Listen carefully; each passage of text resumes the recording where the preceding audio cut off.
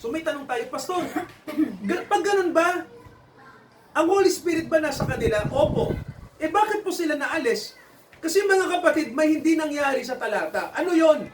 Hindi ang Holy Spirit nanahan at nanatili sa kanila. Hindi po tumira. No? Hindi tayo napuno, kumbaga po sa tubig ganito. Parang ang Holy Spirit tubig yan mga kapatid. Eto no. Kumbaga po yung tubig hanggang dito lang. Dapat po, habang tayo po ay nagsumusunod sa Panginoon, habang nabubuhay tayo, yung tubig po papuno ng papuno. Hanggang sa umapaw na. Ang tawag po dun mga kapatid ay kapunuan sa Holy Spirit, no? Ibig sabihin po, nag-uumapaw. Tama ho ba? Puno ang langis. Yan yung isa sa mga tinuturo ng Bible na hindi ka pwedeng kunin ng Panginoon sa rapture na hindi puno yung oil. So, ibig sabihin mga kapatid, mahalaga po ba, Pastor, na tayo ay mapuno ng Holy Spirit? Mahalaga po, hindi? Mahalaga. Kasi, pwede ba tayo na kalahating Kristiyano lang, pupunta sa langit, kalahating Kristiyano lang? Di ba ang sabi mga kapatid, oo. Di ba? Ang sabi nga hindi siya pwede, hindi lang basta-basta, nasa atin siya, kailangang manahan siya at punuin niya tayo. Amen po ba? So si Judas, hindi nangyari sa kanya yon. Si Judas, nandoon pa rin yung kanyang sariling kalooban. Ang Holy Spirit, nangunguna sa kanya, pero sabi nga, kumbaga, baka nga 50% lang ng Holy Spirit nasa kanya. Or delikado rin tayo kung 90% at may natitira pang 10%. Tama ko ba? Kailangan mga kapatid, sabi nga ang pagsunod sa Panginoon, full surrender. Sabihin nyo nga po, full surrender. Ibig sabihin po, buong pagsuko. Kailangan pag sumunod ka sa Panginoon, huwag ka nang lilingon. Tama ko ba? Huwag mo nang isipin yung sarili mong kalooban. Ang isipin mo na lang kung ano yung direktiba ng Diyos, sumunod ka na. Kasi mga kapatid, mangyayari po yung mangyayari sa asawa ni Lot. Naalala niyo po ba yun? Mababasa natin sa Genesis, di ba? Ang sabi ng Diyos kay Lot, susunugin ko yung Sodoma. Anong sabi ng mga anghel? Lot, halika na, isama mo na yung mga anak mo at yung asawa mo. Ang sabi ng Panginoon, habang nasusunog ang Sodoma, yung kanilang lugar, no? Dahil puro kasamaan ang ginagawa ng mga tao. Ang sabi ng Diyos, huwag na kayong lilingon. Di ba? Sabi ng Panginoon huwag nyo nang lilingunin. Walang lilingon. Diretso lang ang pagsunod. Alam nyo po ba habang nasusunog yung Sodoma? Di ba? Nang sila Lot, sabi ng mga anghel, walang lilingon. Alam niyo yung asawa ni Lot? Lumingon. Anong sabi ng Panginoon? Huwag lilingon. Pero yung asawa ni Lot, lumingon. So nung lumingon, naging haliging asin yung asawa niya. Di ba mga kapatid ko? Yung pagiging tao, mga kapatid, na wala, naging siyang asin. Naging haliging asin. So anong ibig sabihin po nun, mga kapatid, no? Ang ibig sabihin po nun, babalayon sa atin, na kapag ginigiya tayo ng Panginoon, walang lilingon. No? Huwag na natin pairalin yung ating laman, yung kalooban natin, kundi diretso na tayo. Kasi mga kapatid, pinapapunta tayo ng Panginoon sa tamang direksyon. Amen po ba? Huwag mo nang lingunin yung maling direksyon. Tita, di ba? Pag maling direksyon, wag na. No? Diretso na tayo.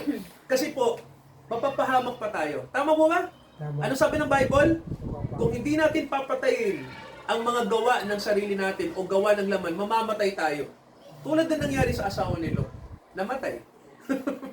Na hindi siya nakarating, dapat sana sa paroroonan. Tama po ba mga kapatid? So, ngayong gabi po, ang sabi, may utang tayo. Amen po ba?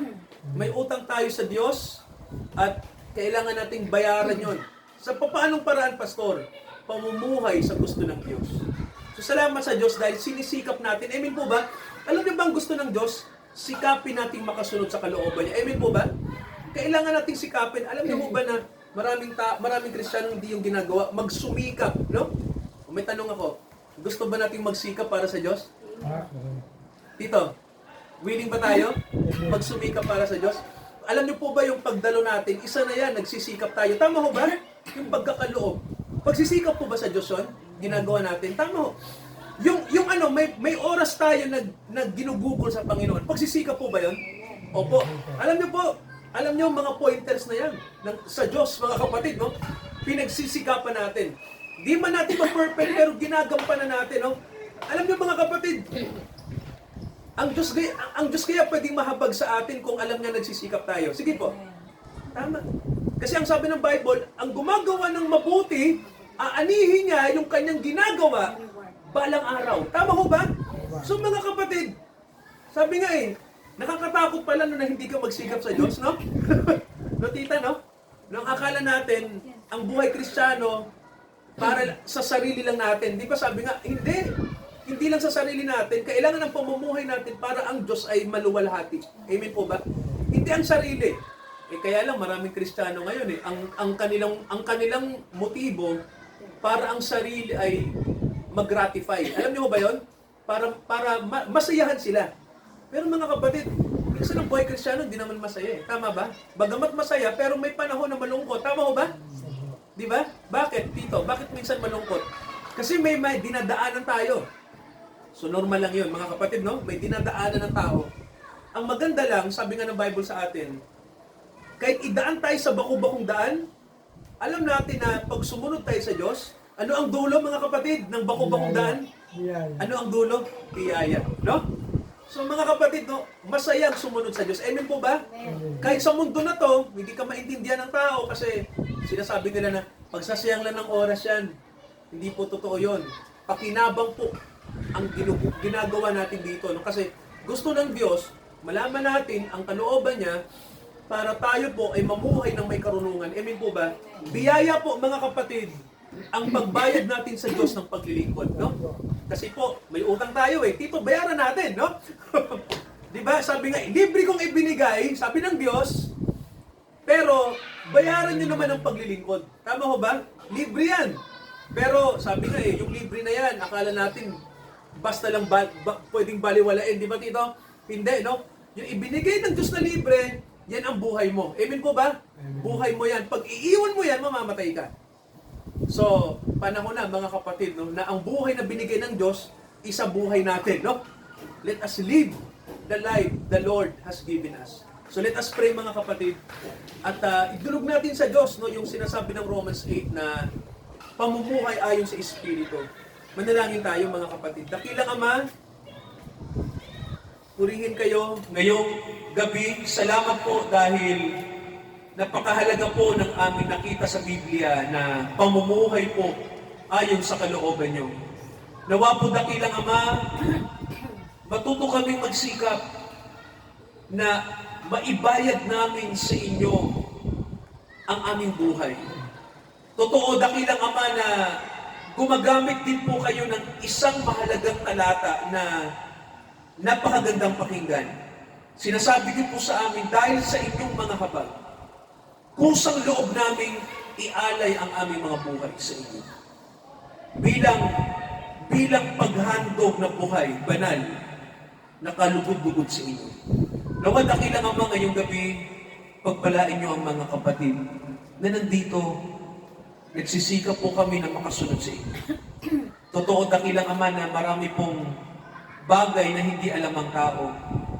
Maraming bagay, Ama, na binabaliwala namin ang paglilingkod. Pero sabi nga po ninyo, anumang mabuti na ibinigay nyo sa amin, gampanan namin.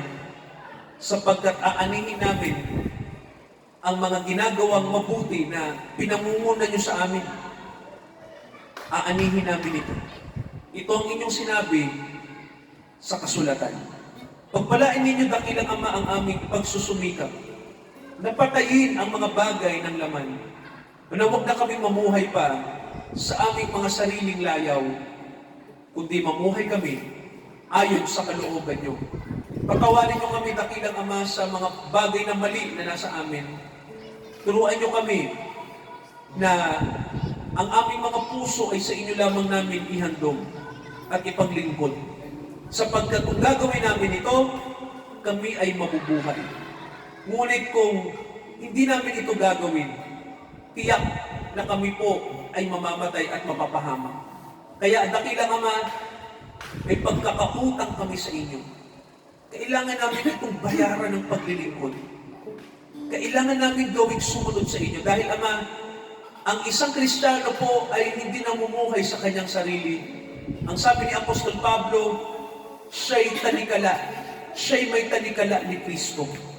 Siya po, dakilang Ama, ay binigyan niyo po ng tunay na biyaya ng buhay.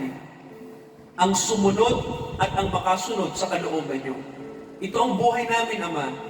Pagpalain niyo po ang mga kapatid sa sambayanang ito, ang mga kapatid namin sa De La Costa, patuloy niyo silang kasangkapanin para makapagbigay pa kami ng pag-asa sa mga kaluluwa na nangangailangan ng liwanag ng kaligtasan. Ito po ang aming panalangin sa pangalan ni Jesus. Amen. Mga kapatid, kayo po'y magkaloob sa Diyos at sa ating pagkakaloob, awitin natin ang Seek the Kingdom of God and His righteousness.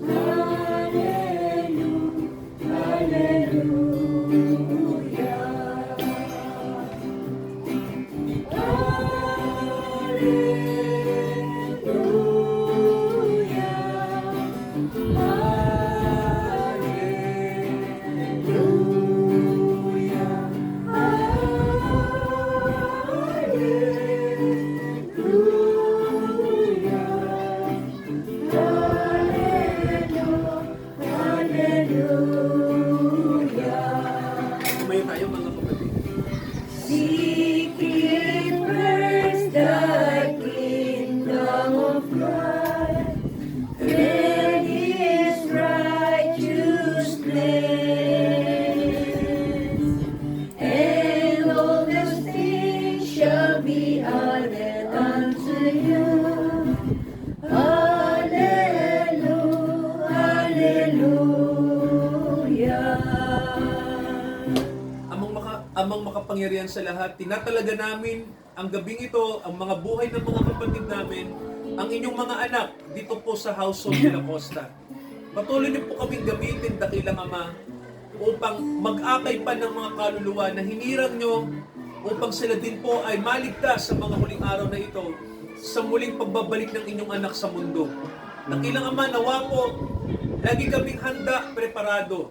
Dahil anytime ay babalik ang Panginoong Jesucristo upang kunin ang kanyang mga anak, ang inyong mga anak, dakilang Ama, upang kami ay dalhin sa kaluwalhatian. Samahan nyo kami at patuloy kaming maglingkod ng tapat sapagkat kayo ang tumawag sa amin sa biyaya, naway lumago kami sa biyaya at magsikap kami na masunod kayo dahil ang biyaya po, dakilang Ama, na binigay nyo sa amin, ang kapalit nito ay walang iba kundi ang inyong anak ay namatay para sa amin. Inali ang kanyang sarili para sa amin. Kaya po, hindi po cheap ang biyaya. Ito po ay costly. Ito po ay talagang mahal. Naway suklian namin ito ng pangbayad tulad po ng pamumuhay sa Espiritu. Sapagkat kami po ay wala ng pagkakautang sa laman, pinatay na kami, kundi kami ay dapat nang mamuhay ngayon sa Espiritu, sapagkat tinawag nyo kami upang mamuhay ayon sa inyong kalooban. Sa Diyos na tumawag sa atin sa biyaya, palakasin niya tayo ngayon at hanggang sa muling pagparito ng ating Panginoong Jesucristo. Amen, Amen, at Amen.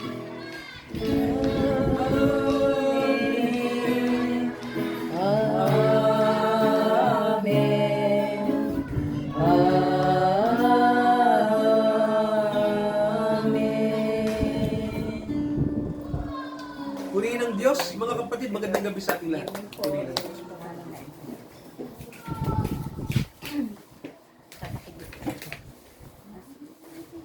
Wait lang.